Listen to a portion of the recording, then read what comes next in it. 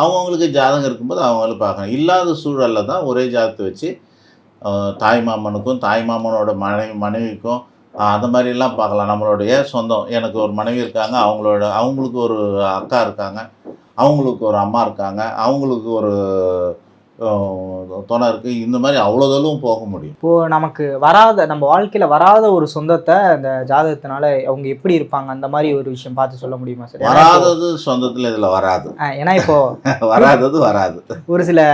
ஒரு சில பேர்லாம் வந்து கேட்பாங்க இல்லையா, நான் என்னோட கல்யாண வாழ்க்கை வந்து எப்படி இருக்கும், அவங்க வந்து எந்த மாதிரி இருப்பாங்க அப்படிங்கலாம் கேட்பாங்க இல்லையா. அதுக்கு ஒரு உறவு இருக்குது. ரிலேஷன்ஷிப்பில் இருக்கிறேன்னு சொல்லிக்கிறாங்களே. இப்போ லவ் பண்ணுறவங்கன்னா சொல்லிக்கிறாங்க, நான் 4 வருஷமாக அவரோட ரிலேஷன்ஷிப்பில் இருக்காங்கன்னு. அந்த வார்த்தைலாம் அந்த காலத்துலலாம் அந்த வார்த்தை யூஸ் பண்ண மாட்டாங்க. லவ் பண்ணுறேன்னு சொல்லுவாங்களே ஒழிய, நான் வந்து வாழ்ந்துகிட்டு இருக்கிறேன்லாம் சொல்ல மாட்டாங்க. அதுக்கு மீனிங்லாம் வேறையாக இருக்கும்.